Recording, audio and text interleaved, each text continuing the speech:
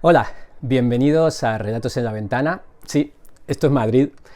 Es una situación bastante atípica esto de la nieve en Madrid, por eso estamos todos los madrileños nativos y adoptivos alucinando con ello. Y bueno, se me había ocurrido, aparte de aprovechar esta hermosa vista de la nieve en Madrid para grabar algunos cuentos para vosotros, que bueno, estaba pensando que la nieve es algo que es tan cotidiano en muchos lugares del mundo, es una cosa del día a día durante meses al año, y sin embargo para nosotros es algo extraordinario, es fantástico que esto suceda en Madrid. Entonces se me ocurrió leeros un cuento nada menos que de Neil Gaiman.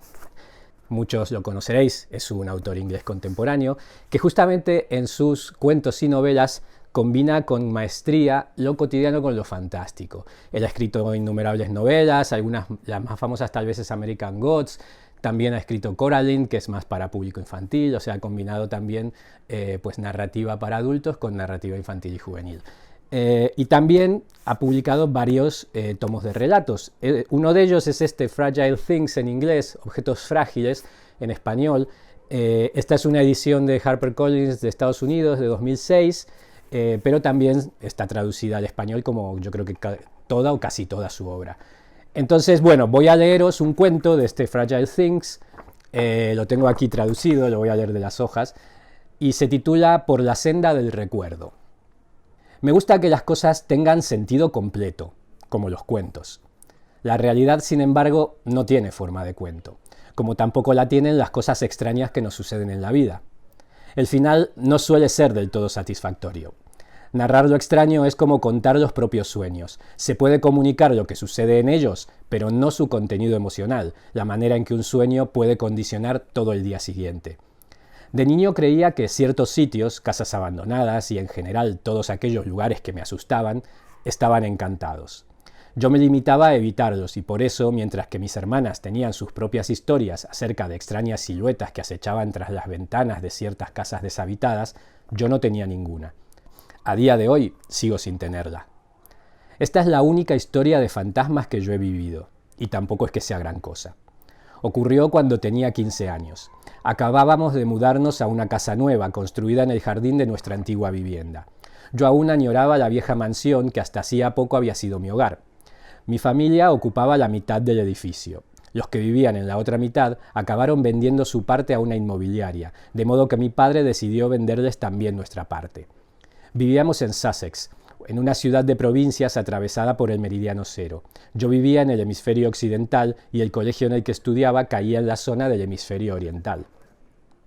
La vieja mansión era una mina de cosas extrañas. Pilares de reluciente mármol y barómetros de mercurio, puertas que al abrirse mostraban muros de ladrillo, juguetes misteriosos, cachivaches antiguos y objetos olvidados. La casa en la que vivo ahora, un edificio de ladrillo de estilo victoriano en pleno territorio norteamericano, está, según he oído, encantada. Son muchos los que no quieren volver a pasar una noche solos en ella. Mi propia secretaria me ha contado algunas de las cosas que le sucedieron cuando durmió aquí. Oyó la caja de música que empezaba a sonar de repente en mitad de la noche, o sintió con toda claridad una presencia invisible que observaba sus movimientos. Y no ha sido la única. Otras personas en las mismas circunstancias han tenido experiencias similares. Personalmente no he tenido aquí esa clase de experiencias. Claro que tampoco he pasado ninguna noche solo en esta casa. Y lo cierto es que no estoy muy seguro de querer hacerlo. Mientras he estado yo aquí no ha aparecido ningún fantasma. Respondí una vez a la pregunta de si era verdad que mi casa estaba encantada. En ese caso, a lo mejor es que el fantasma es usted, sugirió alguien. Pero lo dudo mucho, la verdad. Si es cierto que aquí hay un fantasma, debe de ser muy asustadizo, porque al parecer tiene más miedo de nosotros que nosotros de él. Pero os estaba hablando de mi antigua casa, que fue vendida y demolida. Yo no podía soportar verla vacía y mucho menos quedarme a ver cómo el bulldozer la destrozaba y la echaba abajo. Le tenía mucho cariño a aquella casa, y todavía hoy, por las noches, justo antes de quedarme dormido, oigo silbar el viento en las ramas del cerval que había junto a la ventana de mi habitación hace 25 años. Luego nos mudamos a la casa nueva, construida, como ya os he explicado, en el mismo jardín de la antigua, y así pasaron unos cuantos años.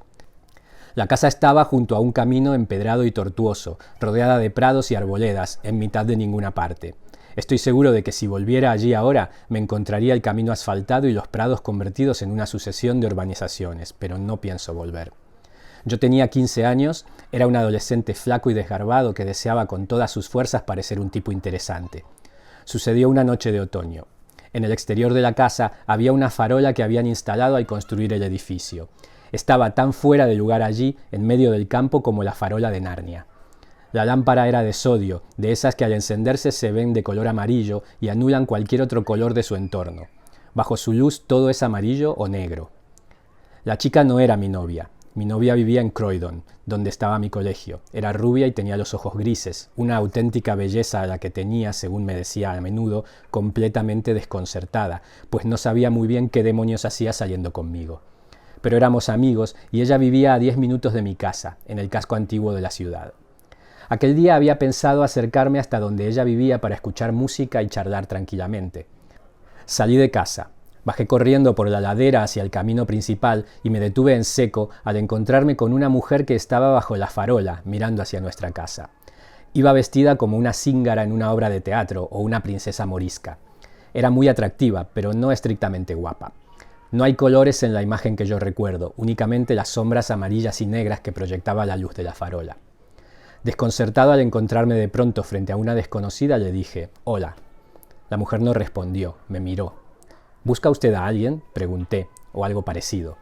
Pero ella siguió sin decir nada. La extraña mujer seguía allí de pie, en mitad de la nada, vestida como en un sueño, mirándome y sin decir una sola palabra.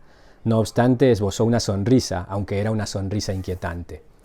De repente me di cuenta de que estaba asustado, profunda y esencialmente asustado, como si fuera un personaje dentro de un sueño, así que me alejé por el sendero, con el corazón desbocado, y torcí por la primera esquina. Ya no podían verme desde la casa, de modo que permanecí allí unos minutos y después me volví a mirar. No había nadie junto a la farola. Tan solo unos 50 pasos me separaban ahora de la casa, pero no quería dar media vuelta y volver allí. Estaba demasiado asustado. En lugar de eso eché a correr por el oscuro camino flanqueado de árboles y no paré hasta encontrarme en el casco antiguo de la ciudad, y después seguí corriendo por las calles hasta que llegué a casa de mi amiga, sin aliento, terriblemente asustado y hablando atropelladamente, como si todos los demonios del infierno vinieran pisándome los talones. Le conté a mi amiga lo que había sucedido y llamamos a mis padres, que me dijeron que no había nadie junto a la farola, y accedieron, un poco a regañadientes, a venir a buscarme para llevarme a casa, pues yo no estaba dispuesto a volver andando aquella noche. Y eso es todo lo que hay que contar. Ojalá hubiera algo más. Ojalá pudiera contaros que 200 años antes había habido allí un campamento gitano que fue incendiado, o cualquier otra cosa que sirviera de colofón a esta historia, algo que le diera forma de cuento, pero nunca existió tal campamento. Así pues, como todas las cosas insólitas y extrañas que me han pasado en la vida, el suceso queda así, sin explicación alguna.